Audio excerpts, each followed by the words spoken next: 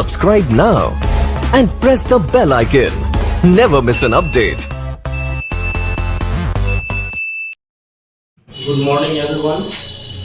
Connect velocity speed के बारे में बताया था पिछली क्लासेस में। आज मैं थोड़ा सा आगे क्योंकि ये जो टॉपिक है एक्सेलरेशंस वो वेलोसिटी एंड स्पीड से ही बिलोंग्स करता है, उसी से थोड़ा सा आगे बिल्डअप होता है। तो इसी टॉपिक के बारे में हम पढ़ाने जा रहे हैं। एक्सेलरेशन पहले होता क्या, ये वर्ड को समझिए। पहले इसको एक्सप्लेन करने से पहले समझ लीजिए है क्या। सपोज दैट ये कोई ऑब्जेक्ट है ए और ये बी पे आ रहा है, ठीक है। एक्स कोई ऑब्जेक्ट है ए से बी पे आ रहा है, ठीक है। तो ए से बी पे जो आएगा तो इसमें कुछ इनकी वेलोसिटी स्पीड आएगा, ठीक है।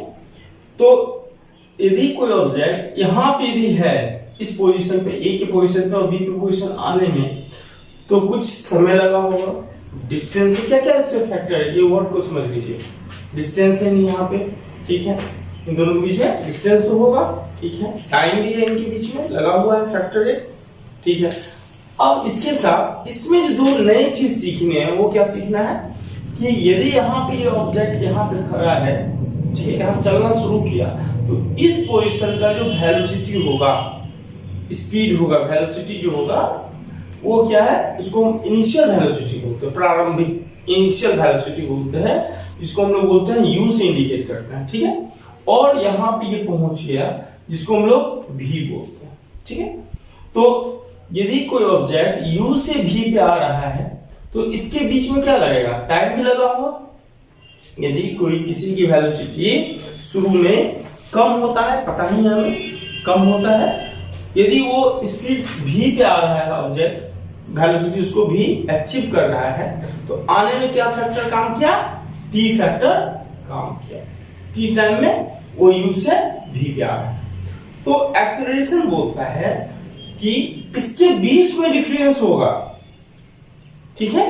तो इसके बीच का डिफरेंस कैसे निकालेंगे हम लोग निकालेंगे v माइनस u, ठीक है। और किसके रिस्पेक्ट में निकाल रहे हैं, तो टाइम के रिस्पेक्ट में निकाल रहे हैं, ठीक है। ये नया इक्वेशन आ गई ना आपकी, तो इसी को नया नाम दिया गया एक्सेलरेशंस। हाँ, गाड़ी में एक्सेलरेटर होता है ना बाइक में, ठीक है। तो एक्सेलरेटर ऐसे दबाते हो, एक्सेलरेटर से क्या होता है, जब ये घुमाना शुरू करते हैं तो ये जो घुमाएंगे बाइक को हम लोग, तो वो उस जगह जब बाइक को घुमाना शुरू किया वो यू हो गई, ठीक है। और जब पूरा घुमा दिया हमने, ठीक है, और स्पीड क्या हो गई, फाइनल हो गई, तो एक्सेलरेटर भी पे पहुंच गई। जब घुमाना शुरू किया यू हो गया, और पूरा जब लास्ट पॉइंट तक पहुंच जाता है, मत करना ऐसे लास्ट में मत पहुंचाना, ठीक है। तो एक्सेलरेटर लास्ट में मत पहुंचाना, तो गाड़ी बस, ठीक है। तो इसे जब घुमाएंगे जहां पर हम रोकेंगे वो हमारा एक्सीलरेटर बोलते हैं ना, एक्सीलरेटर भी होता है। एक्सीलरेटर घुमाने से क्या होता है, जो स्पीड है उसमें अंतर आ गई, ठीक है। रफ भाषा में समझा रहे हैं कि जब एक्सीलरेटर दबाते हैं तो क्या होता है, जब दबाना शुरू किए तो हमारा यू हो गई, और जब हम रोक देते हैं जिसमें हम स्थिर कर दिया और उसी स्पीड से वो चल रहा है तो वो भी हो गई, यहाँ पर रुक गया फाइनल, ठीक। क्योंकि वेलोसिटी के केस में बात कर रहे हैं तो वेलोसिटी की क्या चीज होता है, डिस्प्लेसमेंट अपॉन टाइम होता है वेलोसिटी। तो ये वेलोसिटी के केस में दिया था, इसी चीज को ये लैंग्वेज में समझाया गया है। और देखिए इसमें साथ साथ क्या था, इसको लैंग्वेज में समझाया गया, इसको हम एक्सप्लेन करते करते जो मेन टॉपिक आएगा मैं इसको बताऊंगा, ठीक है। तो एक्सेलरेशन हम अभी क्या पढ़ने जा रहे हैं, एक्सेलरेशन टॉपिक, ठीक है। अभी बताया क्या था, it is the define as, इसको कैसे डिफाइन कर सकते हो, चेंज ऑफ वेलोसिटी, ठीक है। अभी बताया ना, चेंज मतलब difference of velocity, change means difference of velocity. तो आप डिफरेंस कैसे निकालोगे, चेंज इन वेलोसिटी मतलब difference in velocity, difference in velocity निकालो, ठीक है, चेंज इन वेलोसिटी। तो अब देखो डिफरेंस इन वेलोसिटी क्या होगा, पहले का वेलोसिटी और फाइनल वेलोसिटी के डिफरेंस होगा, तो बड़ा वाला होता है v, बड़ा होता है ऑलवेज, और u हम लोग एज्यूम कर लेते हैं v माइनस u ही होता है। कभी कभी केस पढ़ेंगे, एक्सेलरेशन डी एक्सेलरेशन होता है, जब ब्रेक मार देते हैं ना, वहां पे आपका v की वैल्यू, उस केस में v की वैल्यू छोटी होती है जनरली, नहीं तो जनरली क्या होता है v की वैल्यू बड़ा ही होता है। तो हम लोग एक कन्वीनियंट के लिए v माइनस यू ही लिखते हैं, डिफरेंस इन वेलोसिटी। तो यहाँ पे क्या लिखा है, it is defined as the change of velocity of an object. Object की स्पीड में जो चेंज होती है उसको हम लोग एक्सेलरेशन बोलते हैं, ठीक है। सेकेंड टॉपिक है, it is also defined as इसको हम इस तरह से भी डिफाइन कर सकते हैं, the ratio of change of velocity of an object with respect to time, ठीक है। तो यहाँ पे चेंज ऑफ वेलोसिटी मतलब v minus u, difference in velocity है change in velocity with respect of time. इसी चीज को मैंने लिखाया था, इसी चीज को स्टेटमेंट में कैसे लिखा गया ये यहाँ पे देखिए, होता it is also defined as the ratio. Ratio क्यों, क्योंकि ये फ्रैक्शनल फॉर्म है तो रेशियो बोल दिया हमने, फ्रैक्शनल फॉर्म में है तो इसको रेशियो बोला हमने। तो ratio of change in velocity, तो वेलोसिटी में चेंज हो रही है मतलब डिफरेंस हो रही है ऑफ एन ऑब्जेक्ट, ठीक है। ऑब्जेक्ट की जो वेलोसिटी में चेंज हो रही है किसके रिस्पेक्ट में, तो टाइम के रिस्पेक्ट में, ठीक है। तो इसको तो यही टाइम के रिस्पेक्ट में हो रही है, इसी चीज को हमने क्या बोला, ratio of difference in velocity with respect to time, ठीक है। तो इसको हम इस तरह से लिख सकते हैं इस टर्म को, ठीक है। थर्ड होता है एक्सेलरेशन।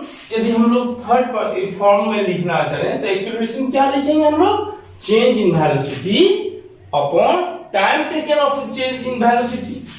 यदि डिफरेंस हो गया दोनों में तो डिफरेंस होने में तो कुछ ना कुछ तो समय लगा होगा, फ्रैक्शन ऑफ सेकेंड हो सकता है, फ्रैक्शन ऑफ मिनट भी हो सकता है, लेकिन कभी भी टाइम को सेकेंड से, ऐसा टाइम का ऐसा यूनिट होता है सेकेंड ही होता है, ठीक है। ये सब याद रखिएगा।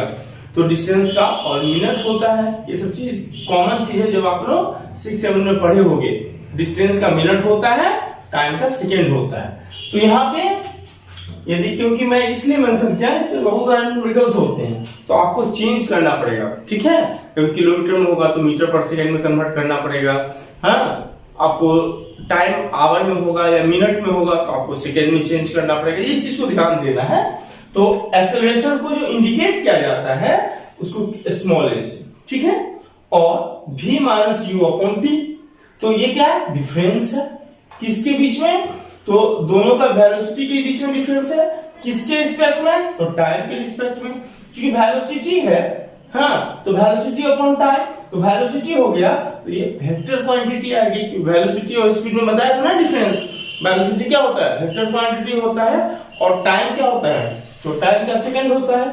तो यहाँ पे इसका ऐसा यूनिट क्या बोला, मीटर पर सेकंड स्क्वायर, ठीक है। ये सब ध्यान दीजिएगा, ये मीटर पर सेकंड ऐसा यूनिट आपको याद रखना पड़ेगा ना। अब मीटर पर सेकंड स्क्वायर एक्सपोनेंट पावर, जब आप पढ़े होगे 8th क्लास में एक्सपोनेंट पावर, तो वहां पर देखे होगे जब ये फ्रैक्शन नीचे में आता है, ऊपर में डालने के लिए क्या करना पड़ता है, माइनस में आ गया, तो या तो आप ऐसे लिखो या ऐसे लिखो, ठीक है। और चूंकि वेक्टर क्वांटिटी मैंने मेंशन ही कर दिया है, तो यहाँ पे दो वर्ड आया, u क्या है, u is the initial velocity, u is initial velocity, v is final velocity and t is time taken, जो उनके वेलोसिटी में चेंज होने में जो टाइम लगा, और a4 स्टैंड फॉर एक्सीलरेशन, ठीक है। तो इस तरह से हम लोग एक्सीलरेशन को, यदि हमको एक्सीलरेशन को चेंज डिफाइन करना पड़े तो हम लोग कर सकते हैं। बोलेंगे पहले change in velocity with respect of time, देखो चेंज इन वेलोसिटी हो गया, ठीक है, किसके रिस्पेक्ट में, रिस्पेक्ट ऑफ टाइम। तो ये आपका एक्सेलरेशन का पूर्ण कंप्लीट डिफिनेशन हो गया। इसको एक्सप्लेन करना हो तो इस तरह से एक्सप्लेन कर देंगे, और ये यूनिट को जरूर लिखना है, ठीक है। ये इसको रिपीट किया रहा है, एक्सेलरेशन को स्मॉल ए से इंडिकेट किया जाता है, v minus u by T, क्योंकि चेंज हो रहा है टाइम में, u is the initial velocity, v is the final velocity, t is time taken, a is acceleration, and इसका ऐसा यूनिट क्या होता है, मीटर पर सेकंड स्क्वायर, ठीक है। और ये क्या है, वेक्टर क्वांटिटी है, ठीक है। अब हम लोग इसके बारे में और भी देखेंगे। बहुत एक्सेलरेशन मोशन जो था, एक्सेलरेशन अभी हमने डिस्कशन किया, एक्सेलरेशन क्या होता है, और इसके साथ साथ रिटार्डेशन आप बुक में देखोगे, एनसीईआरटी बुक में तो एक वर्ड आता है रिटार्डेशन, ठीक है। और अदर बुक में देखोगे तो इसको कहता है डिसेलरेशन मोशन, है डिसेलरेशन या रिटार्डेशन। रिटार्डेशन के नाम से कहीं कहीं मिलेगा, कहीं कहीं डिसेलरेशन के नाम से मिलता है। अब यहाँ पे दोनों को डिफाइन करना है, ठीक है। अब समझो, इसको बहुत बड़ा चीज नहीं है। हम लोग चलते हैं बाइक या गाड़ी पे या ट्रेन चलती है तो क्या करते हैं, पहले वो स्लो रहता है, फिर वो धीरे धीरे धीरे धीरे धीरे आगे स्पीड मारती है, ठीक है। यदि वो गाड़ी चलते चलते कभी ब्रेक मारना पड़े, अब देखो एक चीज समझना, जब वो ब्रेक मारना होता है तो जिस कंडीशन में ब्रेक मार रहे हैं उसमें वो काफी स्पीड में हुई गाड़ी, ठीक है। तो उस समय में उसका इनिशियल वेलोसिटी जहां पर मैक्सिमम होता है वो हो गई, और ब्रेक मारने के बाद धीरे धीरे धीरे रुकेगा, तो जहां पर रुकेगा वो फाइनल वेलोसिटी हो जाएगी, ठीक है। यहाँ पर दो बेसिक चीज है। जब हम एक्सीलरेशन की बात करते हैं तो मोशन धीरे धीरे बढ़ते जाता है, ठीक है। और जब हम रिटार्डेशन की बात करते हैं तो जब स्पीड फुल मोशन में होता है, बॉडी फुल मोशन में होगी, वहां पे जाके क्या होगा, ऑब्जेक्ट जो है ब्रेक लगाया फुल मोशन के बाद, जहां पे काम स्टार्ट हुआ that is the initial velocity, तो उस केस में फाइनल वेलोसिटी जो होगा, जो स्पीड में रहेगा v, वो बन जाएगा u, ठीक है। और जहां पे गाड़ी रुकी जाके वो हो गया हमारा v, तो यहाँ पे v की वैल्यू क्या हो रही है, कम हो रही है, धीरे धीरे कम हो रही है, ठीक है। और v अल्टीमेटली क्या मिलेगा, जीरो मिल जाएगी, रुक जाएगी तो जीरो हो गई या काफी स्लो हो जाएगी। तो ये जो लास्ट में गिर रहा है, इसके लिए एक एक्सेलरेशन में एक नया टॉपिक ऐड किया गया, दैट इज रिटार्डेशन, ठीक है, या डिसेलरेशन, ठीक है। तो इसको हम लोग इस तरह की मोशन को हमने फिजिक्स में एक नया नाम डाल दिया, पॉजिटिव मोशन और नेगेटिव मोशन, पॉजिटिव मोशन और नेगेटिव मोशन, ठीक है। अब यहाँ पे बहुत बड़ा चीज नहीं है, जो समझा रहे हैं ना वर्ड को, उसको बार बार देखिए, फिर हम बाद में बात करते हैं इसकी। तो बोलता है इसको यदि हमको डिफाइन करना पड़े, कभी कभी ऐसा आ सकता है, पॉजिटिव मोशन या एक्सेलरेशन, तो एक्सेलरेशन बता ही देते, फिर भी मैं इसमें ऐड करने वाला हूं। तो बोल रहा है when velocity of body increase with time it's motion, motion के साथ यदि उसका स्पीड बढ़ रहा है, इज एक्सेलरेटेड मोशन, वो क्या कहलाएगा, एक्सेलरेटेड मोशन कहलाएगा। यदि ऑब्जेक्ट यहां से चलना शुरू किया पॉइंट से, इसमें पहुंचा, तो चलना शुरू किया तो ये हो गया हमारा इनिशियल वेलोसिटी u, और जहां पे पहुंचा तो ये हो गया फाइनल वेलोसिटी। इस केस में तो u क्या हो गया, स्लो होगा, ठीक है। तो बोलता है in this acceleration the direction of motion is same as the acceleration is the same, ठीक है। जिस डायरेक्शन में डायरेक्शन ऑफ मोशन, अब मोशन इस तरह से हो रहा है तो एक्सेलरेशन भी इधर ही होगा, ठीक है। ये वर्ड को समझना, इन this acceleration the direction of motion, तो गाड़ी इधर मोशन में है, ठीक है, तो x is same as the acceleration, ठीक है। एक्सेलरेशन भी क्या होगा, इसी डायरेक्शन में होगा। और एक चीज देखना है, पॉजिटिव जब भी होगा तो v is greater than u, v is always greater than u होगा। यदि आपको पॉजिटिव एक्सेलरेशन है तो हम लोग ये लिखेंगे, ये टर्म, ठीक है। सेकेंड टर्म है नेगेटिव मोशंस या डिसेलरेशन, या कहीं कहीं रिटार्डेशन भी होगा ये, ठीक है। रिटार्डेशंस अदर बुक में पढ़ोगे तो रिटार्डेशन वर्ड आता है, ठीक है। रिटार्डेशन में क्या है, when the velocity of body, यदि किसी ऑब्जेक्ट की, ठीक है, वेलोसिटी की बात होगा, decrease with time it's motion is decelerate motion, ठीक है। बोलता है यदि यहां पे इस चीज को समझो, यहां पे B पे आ गया, ठीक है। यदि B पे आ गया और B से ये ऑब्जेक्ट बढ़ना शुरू किया, ठीक है, और किसी कारणवश मुझे इस जगह ब्रेक लगाना पड़ा, ब्रेक मुझे लगाना पड़ा, ब्रेक डाउन हो गया। ये ब्रेक डाउन होने के बाद इसकी स्पीड क्या होगी, यहां से कम होना शुरू हो जाएगी। जैसे ही स्पीड यहां से कम होना शुरू हो जाएगी और इस पोजीशन पे या तो आके रुक जाएगी या मोशन शुरू हो जाएगी, ठीक है, या तो रुक जाएगी या शुरू हो जाएगी, ठीक है।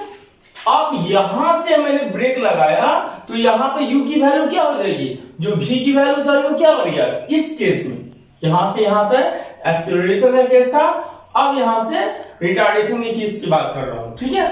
तो यहां पे हमने ब्रेक लगाया तो जो काम यहां से शुरू हुआ हमारा, तो इस केस में u मेरा क्या बन गया, v जो था इस केस के लिए वो बन गया u, और यहां पे आके ब्रेक हो गया, रुक गया गाड़ी, फाइनल वेलोसिटी क्या मिला v हो गई।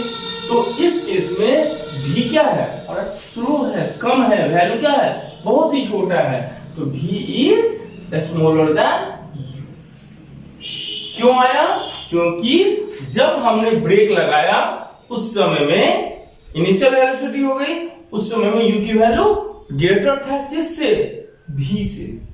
तो ये आंसर जो होता है रिटार्डेशन में माइनस होता है, उसको निगेटिव एक्सीलरेशन बोलते हैं। तो निगेटिव यदि मान लिया जाए, हमने ऐसे लिखा, ये वर्ड को समझो, इसमें रिटार्डेशन या निगेटिव मोशन में हम लोग -5 मीटर पर सेकेंड स्क्वायर लिखा, ठीक है।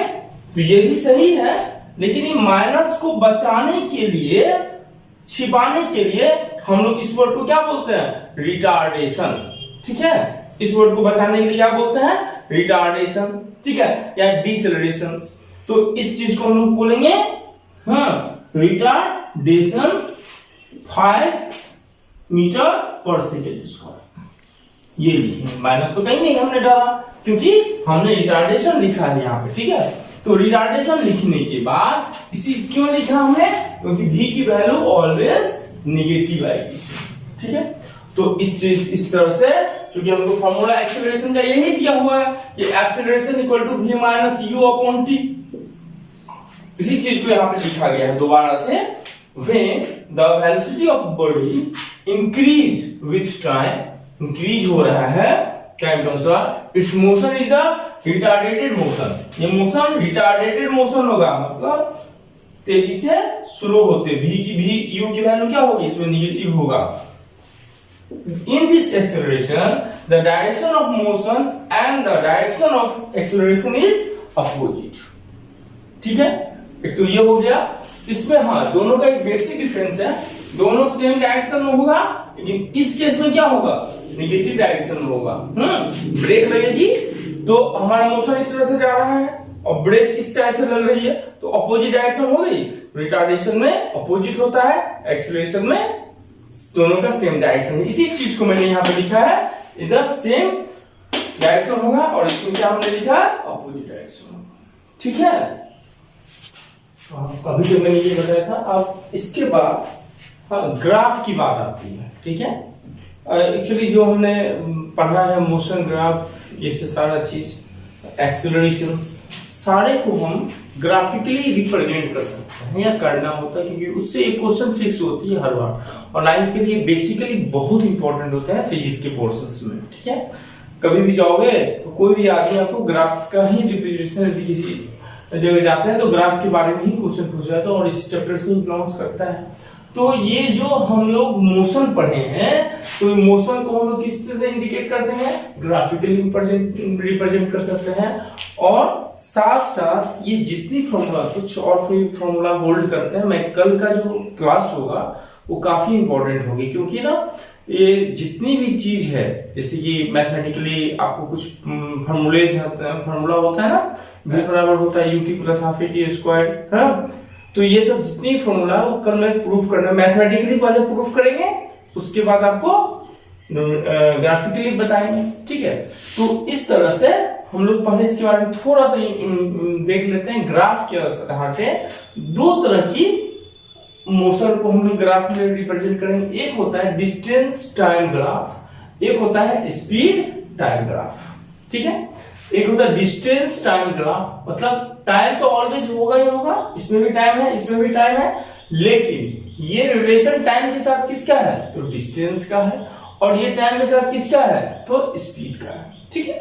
तो यहाँ पे जो डिस्टेंस होता है, यहाँ पे देखिए, this change the position of an object.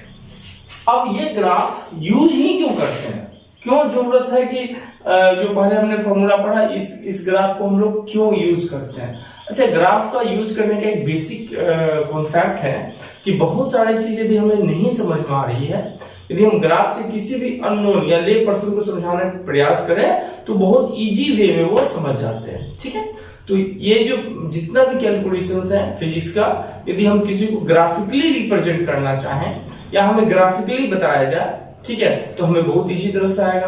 तो इस जो पहला जो डिस्टेंस टाइम ग्राफ है उसका यूटिलाइजेशन क्यों करते हैं वो लिखा हुआ है। उसमें लिखा हुआ है the change in position of an object, ठीक है, change in position of an object with respect to time is represented by this graph. यदि ऑब्जेक्ट अपनी पोजीशन को चेंज करता है तो अच्छा एक चीज बताओ, पोजीशन जब चेंज होती है तो वहां पे क्या रिप्रेजेंट हुआ? पोजीशन यहां से ऑब्जेक्ट है और उठ के यहां आया तो डिस्टेंस को रिप्रेजेंट किया ना। तो यदि कोई ऐसा चीज जिसमें मुझे डिस्टेंस के रिप्रेजेंटेशन की बात आएगी तो हम लोग वहां पे डिस्टेंस टाइम ग्राफ की बात करेंगे। ठीक है, तो यहां पे हम लोग इसकी बात किया, the object moving at uniform speed is always a straight line. अब यहाँ पे क्या है, यदि इक्वल समय पे इक्वल डिस्टेंस ट्रैवलिंग कर रहा है तो वहां पे क्या होगा, स्ट्रेट लाइन फॉलो करेगी। ठीक है, इसके लिए मैंने दो ग्राफ यहाँ पे जो एनसीईआरटी में भी मेंशन है, इसमें से एक ठो तो उसको मैंने लेके चला है यहाँ पे। तो क्या है, ये ऊपर टाइम तो ऑलवेज मैंने शुरू में पढ़ाया था, टाइम ऑलवेज नीचे की साइड में लिखेंगे ना, नीचे की ऊपर वाले डिस्टेंस पे आएंगे। तो ये क्या है, कॉन्स्टेंटली मूवमेंट के बारे में बात कर रहा है। ठीक है, सेकेंड में भी क्या है, ये जो मूवमेंट है ये आपको टाइम बढ़ रहा है लेकिन ऑब्जेक्ट जो डिस्टेंस क्या है, इक्वल समय में इक्वल डिस्टेंस ट्रैवलिंग कर रही है। तो ये दोनों ग्राफ इसके लिए है डिस्टेंस टाइम ग्राफ। अब आइए स्पीड टाइम। ठीक है, ये बहुत इंपॉर्टेंट होते हैं। बोलता है the rate of change of velocity. अब यहाँ पे देखो स्पीड है, ऐसा नहीं कि पहले वो रुका हुआ था अब स्पीड में आया है। ठीक है, स्पीड में है ही, स्पीड में आ ही रहा है, लेकिन कभी कभी क्या होता है स्पीड बढ़ जाती है। जैसे आप लोगों को बाइक मिल गया तो आप लोग क्या करते हो, नॉर्मली आ रहे हो, रास्ता खाली मिला तो क्या हुआ, स्पीड बढ़ा दिए, फिर स्पीड स्लो कर दिए, फिर ब्रेकर आ गई, उसमें स्पीड को चेंज करना पड़ेगा।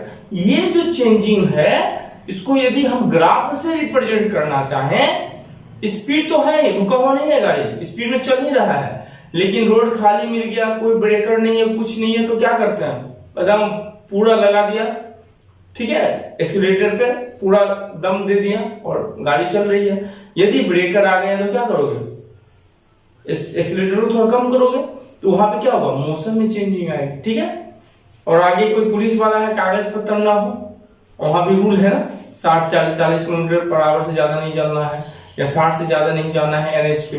तो वहां पे क्या करते हैं, वहां पे ये होता है आप स्पीड थोड़ा 60 के मैनेज करने पे आ जाते हो, तो वहां पे भी क्या होगी, आपकी स्पीड चेंज हो रही है स्पीड में। ठीक है, तो उस चीज को ग्राफ में यदि हम रिप्रेजेंट करना चाहें तब हमें स्पीड टाइम ग्राफ को यूज करेंगे। अच्छा, स्पीड टाइम ग्राफ का दूसरा नाम है वेलोसिटी। स्पीड है स्केलर क्वांटिटी, ये वेलोसिटी हो गया वेक्टर क्वांटिटी, ये तो मैंने बता रखा है आपको। तो इसी चीज को हम लोग 2 पॉइंट में यहां दिया गया, the rate of change of velocity.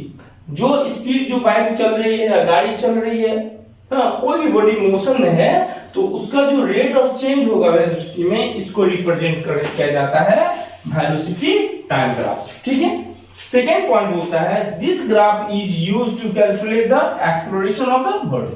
अब एक्सेलरेशन क्या होता है, मैंने पहले बताया, v minus u upon t. तो क्यों बोला, जो चेंज हो रहा है जितनी, क्योंकि जब चेंज होगा, जहां पे चेंज करेंगे, शुरू कर रहे हैं that is the u positions and जो final velocity that is the v positions, है ना। तो उसमें जो वेलोसिटी में चेंजिंग आ रही है उसको रिप्रेजेंट करने के लिए टाइम ग्राफ में यूज किया जाता है। सेकंड क्या है, the graph is always calculate the acceleration of the body. A acceleration, ये ए को कैलकुलेट करने के लिए इसका यूज किया जाता है। ठीक है, और इसके लिए 3 फिगर जनरली फेमस है इनका। ये देखो, स्पीड में कोई चेंजिंग नहीं आ रहा है ना, स्मूथली। यदि आपने 80 का स्पीड डाला, 100 का स्पीड डाला, तो 100 ही चल रही है, कोई चेंजिंग नहीं आ रही है इसमें। आपने 40 का डाला, 20 का डाला तो 20 ही चलेगी, ठीक है, कंटिन्यूअसली वे में, ठीक है। इस केस में क्या है, कांस्टेंट डिसलेरेशन। इसमें क्या है, हो सकता है यहां पर देखो ये वेलोसिटी है, वेलोसिटी है यहाँ पे, टाइम की ड्यूरेशन में आप हो सकता है इसमें नीचे आओगे या ऊपर आओगे, ठीक है। तो इस पोर्शन को रिटार्डेशन बोलते हैं। यदि हम यहाँ पे कंप्लीटली नीचे करें तो यहाँ पे कंप्लीटली नीचे करें तो ये भी इसी को रिप्रेजेंट करता है, लेकिन इसकी फॉर्मूला अलग होती है। इसमें ऑब्जेक्ट क्या है, यहाँ पे स्पीड में है और कंटिन्यूअसली नीचे आ रहा है, ठीक है। एक और जो कभी कभी देखा गया है, जिग जैग टाइप का होता है ना, जैसे मान लीजिए इस तरह का, मैं कुछ बुक्स में देखे हैं, यहाँ पे देखिए ये दिया हुआ है, इस तरह से है। अब यहां से स्पीड यहां पे आया, अब यहां से स्पीड यहां आया, किसी कारणवश यहां से आगे कांस्टेंट हो गया, फिर इसके बाद ये नीचे आ रही है, ठीक है। तो यहां भी आपको मोशन निकालना, तो यहां पे क्या है, एक्सीलरेट हो रही है, यहाँ पे कांस्टेंट मोशन है, यहाँ रिटार्डेशंस है। तो ये ग्राफ अलग टाइप से बनेगी, कैलकुलेशंस, इस तरह के बहुत सारे सब मिलेंगे आपको। तो कल की इंपॉर्टेंट क्यों होगी, कल में न्यूमेरिकली जो फॉर्मूला है S बराबर ut plus half T square है ना, v बराबर u प्लस टी स्क्वायर, तो इस तरह के जो फॉर्मूलाज हैं 3-4 हैं, उसको मैथमेटिकली भी बताएंगे और ग्राफिकली भी कल मेंशन करेंगे। इसलिए यदि आपका ये सारा टॉपिक क्लियर नहीं है तो आपके लिए बहुत प्रॉब्लम होगी, ठीक है। तो कल आप लोग तैयार रहेंगे, एक नया टॉपिक होगा जो काफी इंपॉर्टेंस है, काफी ज्यादा ही इंपॉर्टेंस है उसके लिए। लेकिन उसको समझने के लिए ये जो चैप्टर का पीछे का जितना भी टॉपिक है वो आपको राइट डाउन होनी चाहिए, हर एक कॉन्सेप्ट क्लियर होनी चाहिए, नहीं तो आपके लिए फिर प्रॉब्लम हो जाएगा, आपको कुछ समझ में नहीं आएगा, कहाँ पे चेंज हो रहा है, कहाँ पे हमने ए लिखा, क्यों भी लिखा, क्यों एस लिखा, इस तरह से बहुत सारी प्रॉब्लम आएगी। तो आप लोग प्लीज इसको देखोगे और इसको राइट डाउन करना शुरू करो। मैं डेली आप लोगों को बोलता हूँ कि आप लोग जो भी लिख रहे हो उसको लिखने का प्रयास करो कॉपी पे, इस पे तो है ही, आप लोग रोक के पॉज करके सारे लिखने का प्रयास करो, नहीं तो आप लोगों की कोई ये फ्रूटफुल नहीं होगी, फ्रूटलेस हो जाएगी, आप लोगों की मेहनत भी बेकार है, ठीक है। धन्यवाद।